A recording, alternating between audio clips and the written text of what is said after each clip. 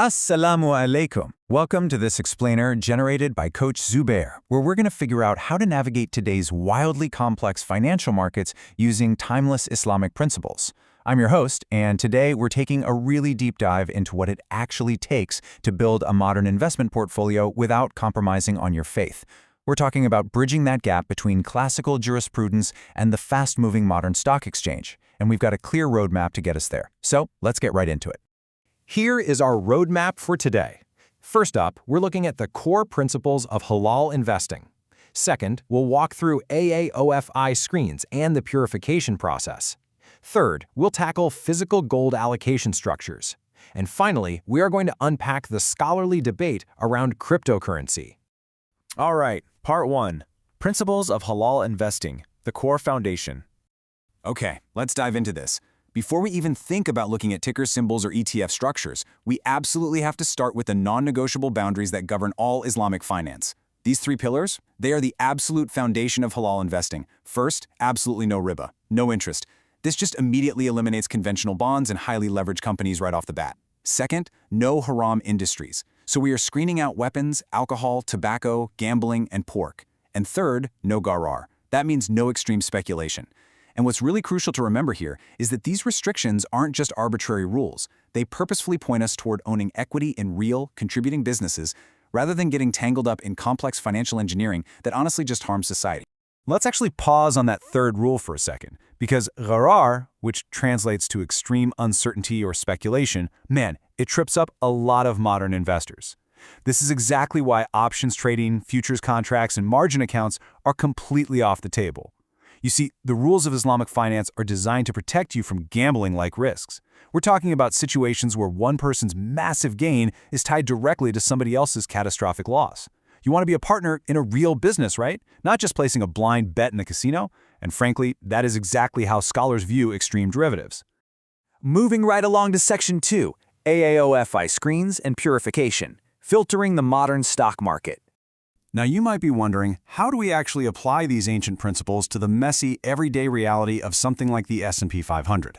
Well, we use standardized financial filters from AAOFI. That's the Accounting and Auditing Organization for Islamic Financial Institutions. Just look at the hard mathematical thresholds we use here. A company's total debt divided by its total assets literally must be less than 33% to limit their reliance on interest. Same goes for cash and interest-bearing securities, got to be under 33%.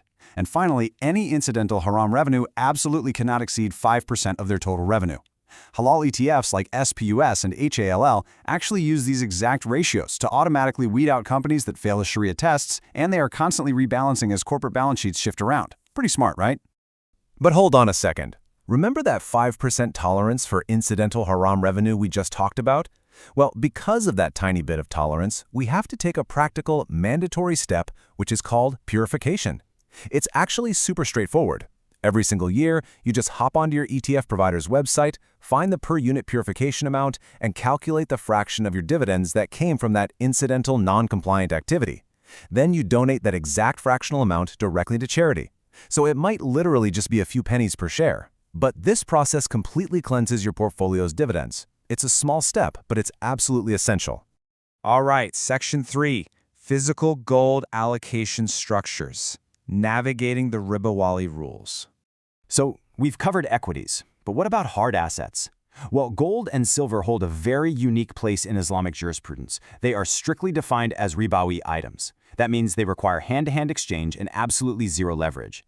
Because of this, the actual legal structure of how you own them matters immensely. On one side, we have the gold standard, pun intended, which is fully allocated gold. This means your specific numbered bars are physically separated in a vault somewhere assigned only to you. Products like Questrade's Segregated Trade Desk or the FIZ ETF operate exactly like this, and they perfectly align with AAOFI's standard number 57. But on the flip side, we have unallocated pools like MNT.TO or Wealthsimple Gold. With these, you just own an undivided fractional interest in this giant pool of metal. You don't own a specific bar. And scholars look at these pool structures with some major Sharia concern, simply because you don't have true identifiable possession. Now, going the fully allocated route is definitely the most compliant, but it comes with some real-world practical compromises, and they are brilliantly summarized by 2 key numbers. Questrade's Segregated Trade Desk is the absolute strongest structure, for sure, but it charges a 1.50% yearly storage fee plus dealer premiums. Ouch. Alternatively, you could use the widely accepted PISH ETF, which does hold allocated gold. But here's the catch.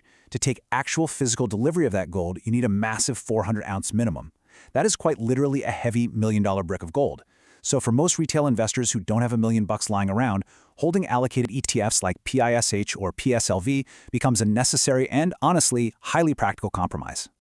Let's transition to Section 4, the cryptocurrency scholarly debate, the frontier of Islamic finance. Okay, welcome to the single most debated topic in contemporary Islamic finance, the digital frontier.